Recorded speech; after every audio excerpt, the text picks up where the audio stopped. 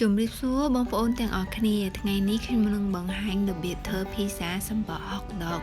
អញ្ចឹងយើងចាប់ផ្ដើមទាំងអស់គ្នាខ្ញុំប្រើទឹកអ៊ុនៗចំនួន190ក្រាមចាក់មេនំប៉័ងចូល6ក្រាមរួចកូរចូលគ្នាឲ្យសព្វទុករយៈពេល5នាទីខ្ញុំប្រើម្សៅទូទៅចំនួន340ក្រាមចាក់ស្ករចំនួន5ក្រាមនិងអំបិលចំនួន7ក្រាមរួចកូរចូលគ្នាឲ្យសព្វ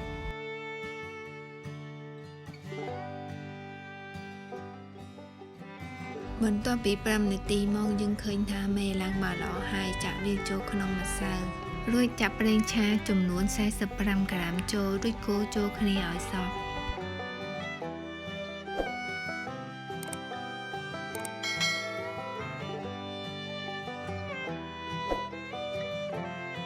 បន្ទាប់ពីច្របល់ចូលគ្នាសព្វហើយគ្រប់ទុករយៈពេល20នាទីបន្ទាប់ពីបាន20នាទីមកឈ្លីម្សៅនៅលើតុប្រហែលជា5នាទីទៀត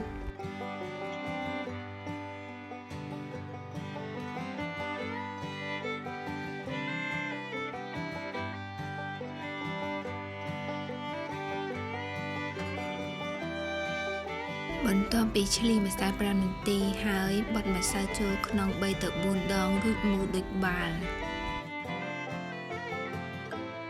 ចាក់ប្រេងឆាក្នុងប្រអប់ចំនួន1ស្លាបព្រាបាយរួចលាបប្រេងឆាឲ្យពេញប្រអប់ដាក់ម្សៅនៅក្នុងប្រអប់និងដាក់ប្រេងឆា1ស្លាបព្រាបាយទៀតរួចគ្រប់ទុកក្នុងទូទឹកកករយៈពេល24ម៉ោងទៅ44ម៉ោងតាមដែលបងប្អូនចង់បាន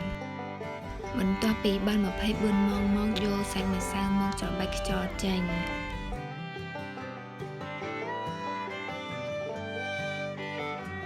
បន្ទាប់មកកាត់ម្សៅជា2ចំណែកដើម្បីបានភីហ្សា2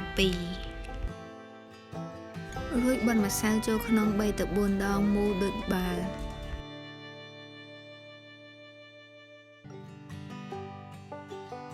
រោយម្សៅខ្លះៗនៅលើថាសនិងដាក់ម្សៅចូលគ្រប់ទូរយៈពេល2ម៉ោង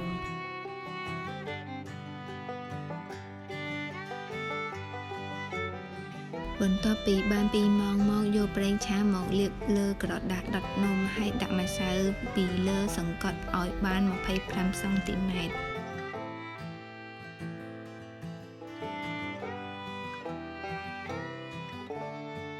ដាក់ប្រហិតហុកដកជុំវិញម្សៅនិងកាត់ម្សៅជុំវិញហុកដក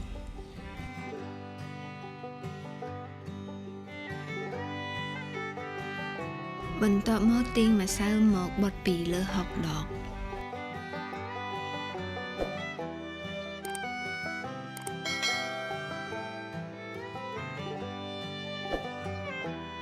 ខ្ញុំប្រើទឹកប៉េងប៉ោះបែបនេះលាបពីលើភីហ្សាឲ្យពេញបន្ទាប់មកដាក់ភីហ្សានៅលើថាសដុតទំហំ22សង់ទីម៉ែត្រប៊ឺសាបរំលាយហើយចំនួន2ស្លាបព្រាបាយដាក់ខ្ទឹមសចិញ្ច្រាំហើយចំនួន1ស្លាបព្រាកាហ្វេដាក់ Parmesan cheese ចំនួន1ស្លាបព្រាបាយនិងដាក់ជីវ៉ាន់ស៊ុយក្រៀមចូលរួចកូរឲ្យសព្វទុកមួយឡែកសិនយើងចាប់ដាំរៀបគ្រឿងរើដាក់ភីហ្សាដំបូងគឺយើងដាក់ឈីសពីលើភីហ្សាឲ្យពេញដាក់បង្គាស្រួយប្រហិតសាច់ក្តាមដាក់ពោតការ៉ុតគ្រាប់សណ្តែកដាក់ឈីសពីលើម្ដងទៀតនិងលាបទឹកប៊ឺជុំវិញភីហ្សារួចដុតនៅក្នុងឡដែលមានកម្ដៅហើយស្រាប់180អង្សាសេស្មើនឹង350 Fahrenheit ហើយរយៈពេល20នាទីភីហ្សាបានធ្វើរួចហើយសង្ឃឹមថាបងប្អូននឹងចូលចិត្តបើមានសំណួរឬយោបល់អ្វីសូមសរសេរ comment នៅខាងក្រោមសូមជួយចុច subscribe Channel YouTube ខ្ញុំផងអរគុណច្រើនសូមជម្រាបលា